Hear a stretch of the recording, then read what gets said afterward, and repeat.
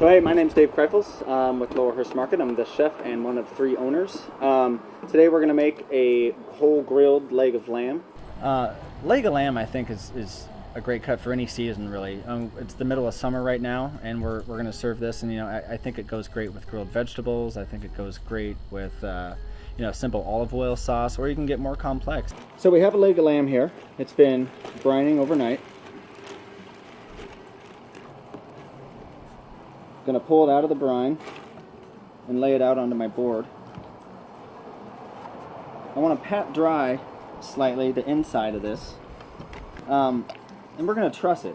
Most people will trust a chicken before, that not really a roast like this, so it can be a little intimidating, but I think once everything is kind of folded together, you can really easily see the pattern which you're going to have to take about this. So the way to do it is the boneless leg of lamb is going to have more towards the bottom of the leg here. You're just going to curl that into the middle and keep rolling, and then you're going to get left with this little flap right here. Just tuck that in. So I'm just going to bring this side to my palm, and then just curl my last 3 fingers here, leaving my index finger open. Put that twine over my index finger, and then I'm just going to wrap it around. It's a pretty simple move. Just practice it a couple times. Just take that, wrap it around, and then under. And you find yourself having a loop right there. Put the cut end of the twine through the loop and pull, and all you've done is just basically made a slip knot. And so you just pull that down tight. And that one knot there will keep everything together. So that's usually the way I start. And then I'll secure it with just one more overhand knot here. Just like that. So I'm going to start at this end here, and I'm just going to make a series of those slip knots.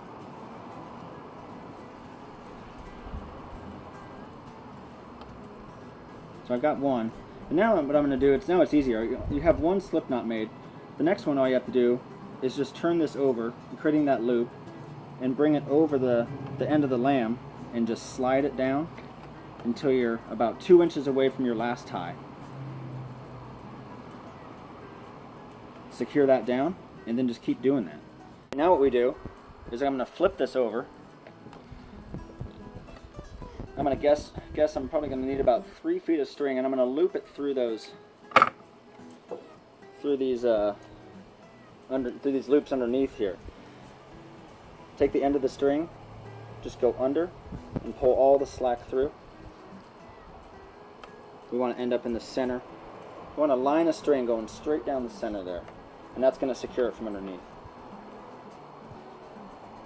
So every one of those loops, just bring the twine through, pull through the excess, cinch it down. There we go. Now we're all tied up. Okay, get rid of any excess, and now we're ready for the grill. It's forgiving, it's got a lot of flavor, and it feeds a lot of people at one time. You're cooking one piece of meat for a dinner party, and that's what's nice about it. I'm going to go ahead and put the lamb, I'm going to put it fat side down first, just to give it a sear.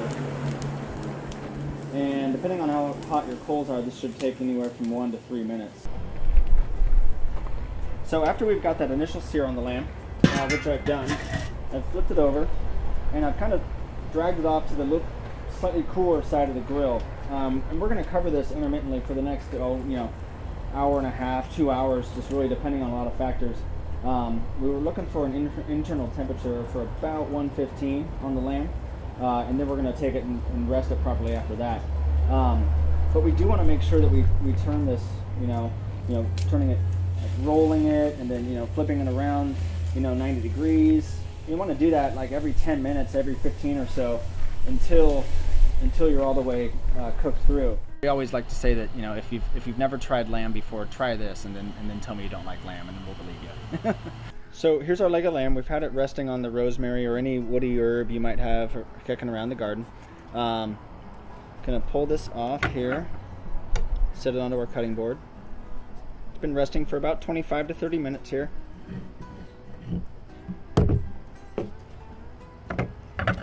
Take some care to get rid of any of these strings that you use to truss the lamb. Last thing you want is to serve any guest a string. The first couple are going to be a little bit well, just because they were on the outside. You can see we have that nice smoke ring going on.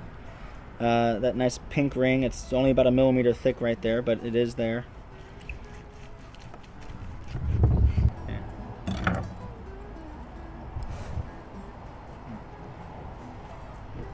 Yeah, that's good. That'll work.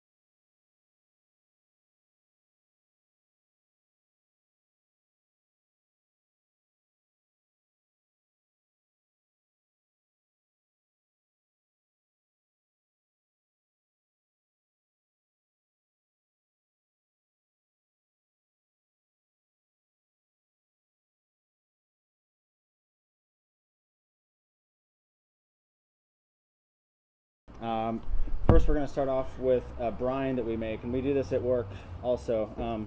We've taken a step away from the office today, and we're at my house doing this, so much more comfortable environment for me and everybody there. So I hope you guys don't mind. So to start the brine, we're going to first I've got a half gallon of water, just cold water in this pot. Got a couple onions that I've just roughly chopped. We're going to throw everything in. All ingredients go in at the same time.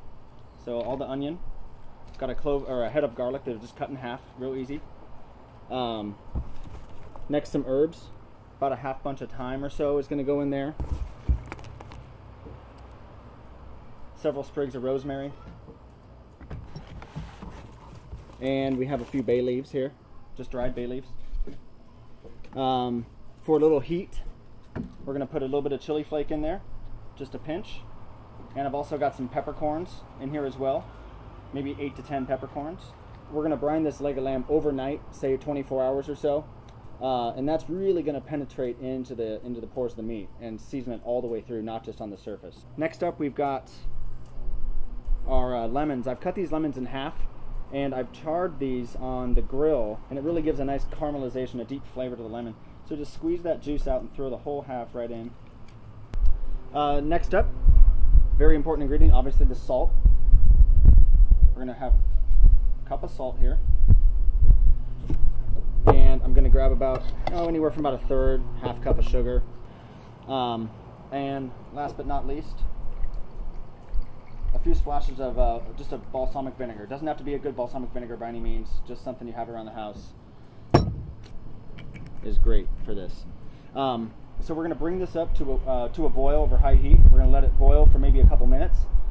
So here we have our nicely boned out leg of lamb. The guys at the butcher shop over at Laurelhurst Market did this for me. I've gone ahead and poured the brine into a plastic bag that's been inside of a bucket. So I'm just going to go ahead and drop this boneless leg of lamb right into the brine. And we'll seal this bag up. And you just put this right in the refrigerator overnight, 24 hours, and you're ready to go. Leg of lamb, I think, is a great cut for any season, really. It's the middle of summer right now, and we're going to serve this, and I think it goes great with grilled vegetables. I think it goes great with simple olive oil sauce, or you can get more complex.